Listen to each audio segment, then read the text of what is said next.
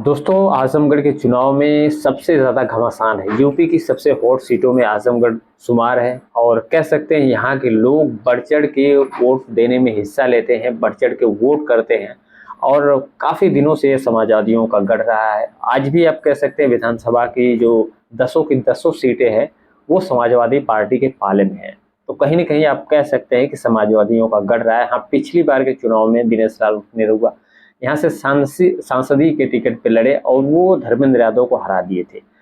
कहीं न कहीं इसमें अखिलेश यादव को बताया जाता है कि उतना ज़्यादा दौरा नहीं किया, आजमगढ़ नहीं आए, जिसकी वजह से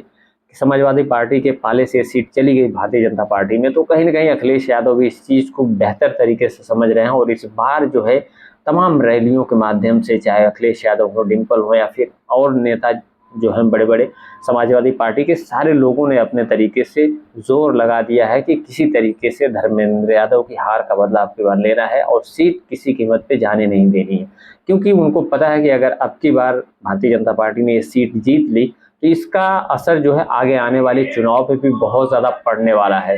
फिलहाल जो भारतीय जनता पार्टी की अगर बात करें, तो भारतीय जनता पार्टी की तरफ से भी काफ़ी लोग, जो बड़े-बड़े नेता हैं, चाहे सीएम योगी हों या पीएम मोदी हों, सारे लोग अपने तरीके से ज़ोर लगा दिए हैं तमाम रैलियों के माध्यम से कि किसी तरीके से समाजवादी पार्टी से ये दोबारा सीट छीनी जाए और दोबारा से दिनेश लाल उर्फ निरहुआ को सांसद बनाया जाए। क्योंकि उनको भी आजमगढ़ का मतलब पता है कि आजमगढ़ में जहां समाजवादी पार्टी के 10 विधायक हैं, तो अगर उनके पास दोबारा से यह सीट आती है, दोबारा से अगर इस चुनाव को जीत लेते हैं, तो इसका खासा असर आने वाले चुनाव में पड़ेगा और कह सकते हैं उनकी जगह आजमगढ़ में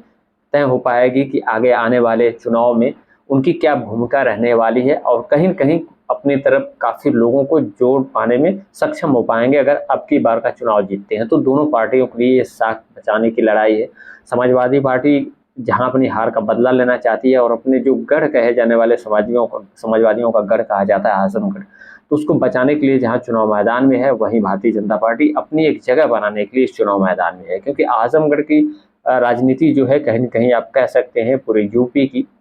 दिशा और दशा तय करती है और यूपी में वैसे तो बहुत सारी सीटें जो हैं हॉट सीट मानी जाती हैं, लेकिन आज़मगढ़ की जो पूर्वांचल में की अगर बात करें, तो आज़मगढ़ बहुत ज़्यादा महत्व रखता है और यही यही वजह है कि पिछली बार जो है कि सीएम योगी या फिर प्रधानमंत्री या अब की बार भी अगर कहें, तो पूरा दमखम से आज़मगढ़ के चुनाव में उतरे हैं और पूरे दमखम से दिनेश लाल उर्फ निरहुआ को सांसद बनाने के चक्कर में है और किसी तरीके से समाजवादी पार्टी के पास ये सीट न रहे और बीजेपी इस पे काबिज है। फिलहाल ये आने वाले टाइम में देखने वाली ये बात होगी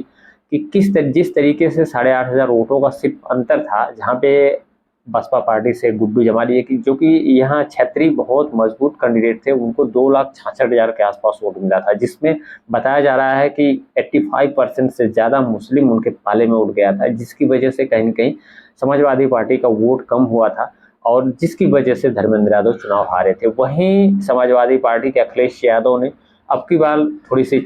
चाल अलग खेली है, एक पत्ता अलग खेला है, जहाँ गुड्डू जमाली को अपने पाले में शामिल करके एमएलसी बनाया है। तो वहीं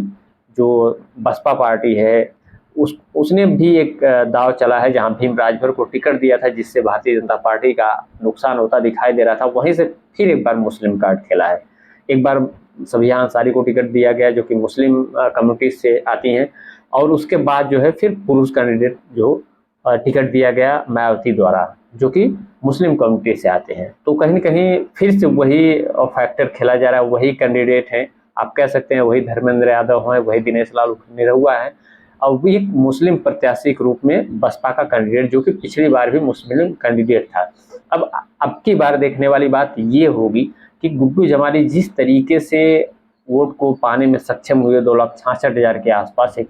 लड़ाई में बने रहे, क्या उसी प्रकार से अब की बार भी मुस्लिम वोट जो है बसपा की तरफ जा पाता है या फिर नहीं जा पाता है?